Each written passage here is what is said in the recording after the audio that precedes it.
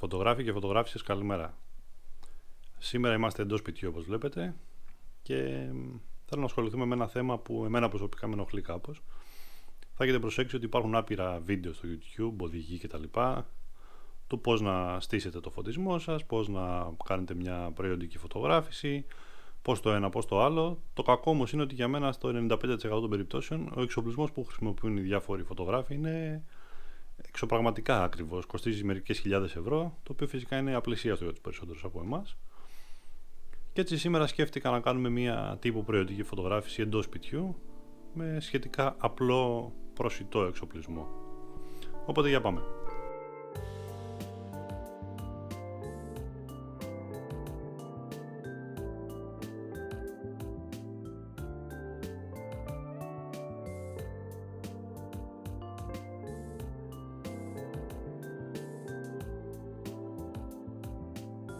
Όπως βλέπετε, είναι πολύ προτιμότερο να τα κάνετε όλα μέσα σε ένα στούντιο, γιατί αλλιώς πρέπει να αλλάξετε το μισό σπίτι. Καλό είναι να έχετε τελειώσει και τη σύζυγο, βέβαια. Πάμε να δούμε τον εξοπλισμό.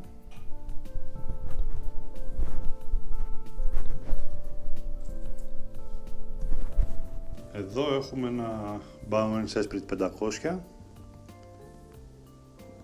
Έχω δύο, ένα εδώ και ένα εκεί. Πολύ χρήσιμα και πολύ αξιόπιστα. Τα έχω περίπου 20 χρόνια. Αυτό εδώ μου έχει σπάσει εδώ, όπως βλέπετε. Το έχω κολλήσει με κομμάτια πλαστικού, όχι εγώ βέβαια. Ένας ηλεκτρολόγος. Δουλεύουν μια χαρά. Και μπορείτε να τα βρείτε και πολύ φτηνά μεταχειρισμένα. Ναι, πολύ πολύ αξιόπιστα. Εδώ έχουμε κάποια κουτιά. Απλά κουτιά είναι, τα οποία τα έχω ντύσει με κόλλες Α4, πολύ πολύ χρήσιμες. Εδώ είναι ένα μικρό και εκεί κάτω είναι πολλά μεγάλα κομμάτια plexiglass, πάρα πολύ χρήσιμο. Ακόμα πιο χρήσιμα ίσως είναι αυτά τα δύο κομμάτια foam board ή μακετόχαρτα, γιατί τα χρησιμοποιούν πολύ οι σπουδαστές για μακέτες. Το iPad που θα μου χρειαστεί στο να βλέπω κατευθείαν ό,τι υπάρχει στην οθόνη της κάμερας, ή ακόμα και να βλέπω κάποιες σημειώσεις ή κάποιες φωτογραφίες που έχω κρατήσει για έμπνευση για το στήσιμο, και φυσικά το σημειωματάριό μου, το οποίο έχω διάφορες ιδέες και σημειώσεις κτλ. Κάποια χρωματιστά χαρτιά και το τραπέζι του σαλονιού. Ξέχασα να σας πω ότι ένας λόγος που είμαι ενθουσιασμένος σήμερα είναι γιατί πρακτικά θα κάνω την πρώτη φωτογράφηση με τη νέα μου μηχανή.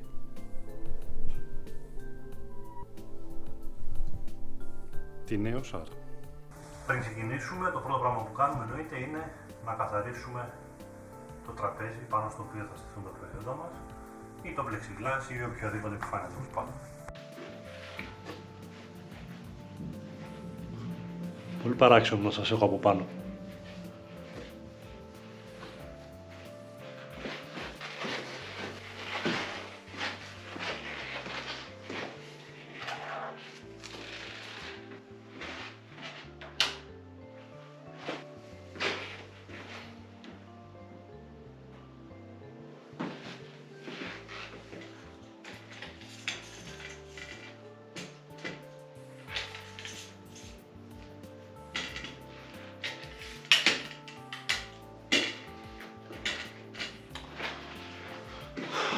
Καλό είναι να χρησιμοποιείτε γαντάκι. Αυτό είναι συγκεκριμένο, λέγεται γάντι βιτρίνας. Πολύ φτηνό, μπορείτε να το βρείτε σε μαγαζιά που πουλάνε υλικά για κοσμήματα. Θα βγάλουμε τώρα μία λήψη.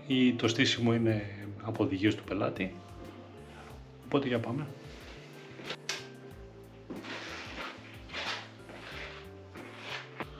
Να βγάλουμε το μικρόφωνο, δεν μας χρειάζεται.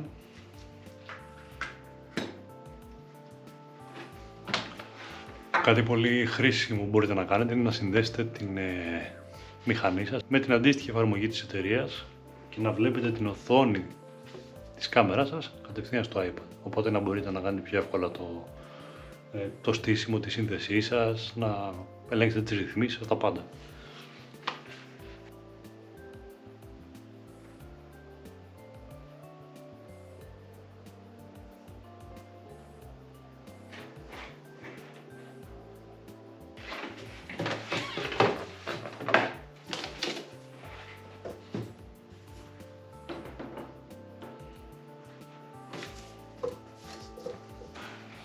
Βάζουμε και χρονόμετρο 2 δευτερολέπτων στην κάμερα ή επιλέγουμε να κάνουμε το trigger από το iPad. Μια test shot να δούμε πώς θα βγει.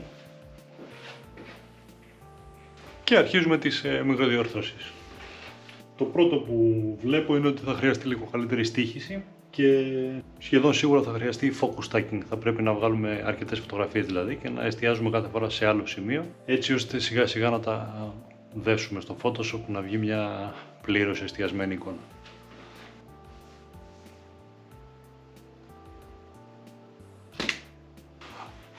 Όλα καλά πάνε. Βγάζω διαφορετικές θήκες από όλες τις όψεις, να έχουμε σφαιρικά μια άποψη για το προϊόν που βλέπουμε. Δεν σας λέω ρυθμίσεις και τα λοιπά, γιατί δεν έχει και πολύ νόημα πιστεύω. Έτσι κι αλλιώς για τον καθένα θα είναι πάντα διαφορετικό. Ακόμα κι αν λίγο κουνήσεις ένα φως, πρέπει πάλι να αλλάξει κάτι.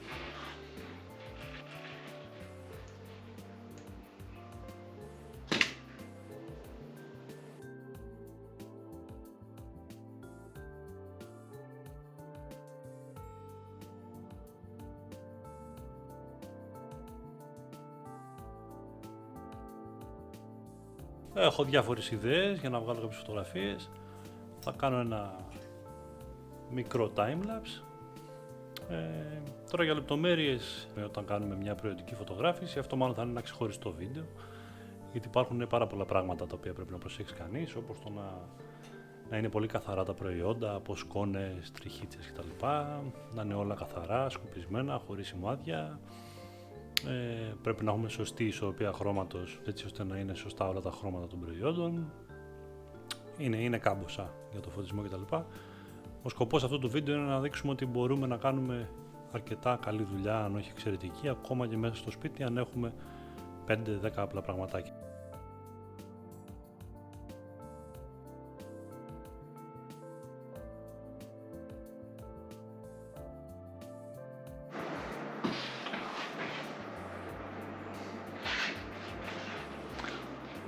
Διαφορετικό στήσιμο τώρα, γι' αυτό και δεν με βλέπετε καθόλου.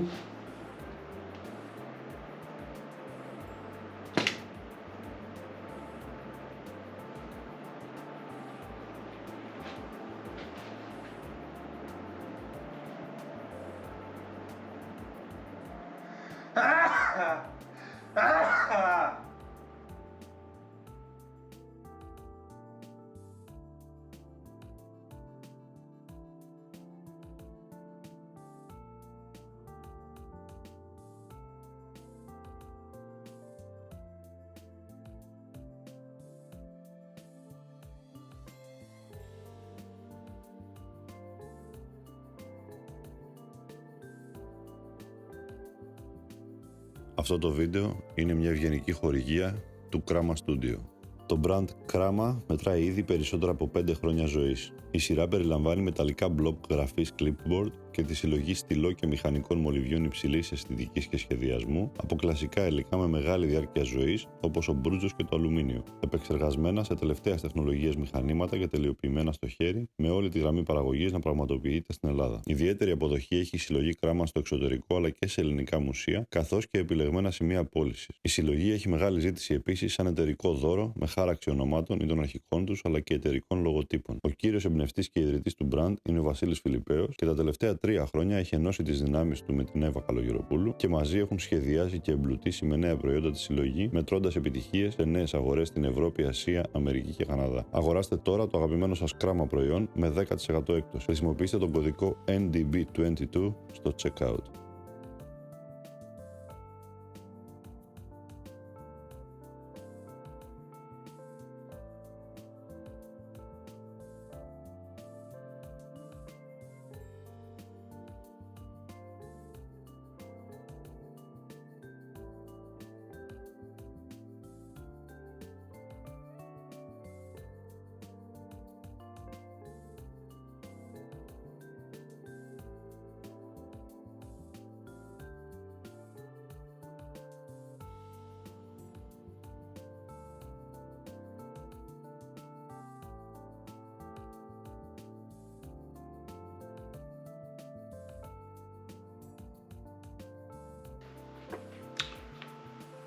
Καινούριο στήσιμο, πάμε να δούμε.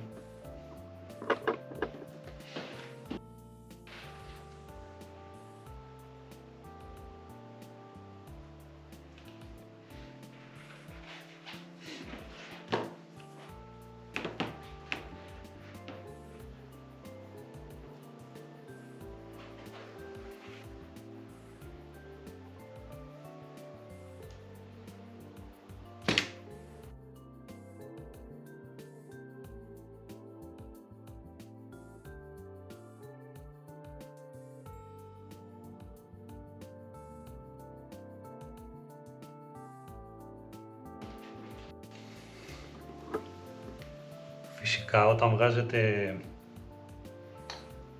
τέτοιες φωτογραφίες που απλά αλλάζει η πόζα κάθε φορά, θα παιδευτείτε λίγο να βρείτε τους φωτισμούς, αλλά μετά μπορείτε να αφήσετε τα ίδια ακριβώς τα πάντα και απλά να ασχοληθείτε με το styling και το στήσιμο. Έτσι, ξεκάθαρα.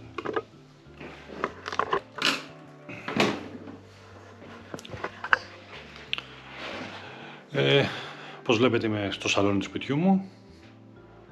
Τελειώσαμε για την ώρα. Φυσικά δεν είναι μόνο μία ημέρα, όπως ίσως καταλάβατε από το διαφορετικό μπλουζάκι. Μου έχει πάρει κάποιες μέρες η δουλειά αυτή. Ήθελα απλά να σας δείξω ότι μπορεί να γίνει με απλά μέσα, ακόμα και στο σαλόνι του σπιτιού σας. Ελπίζω να πήρατε κάτι από όλο αυτό. Θα τα πούμε την επόμενη φορά. Γεια και χαρά.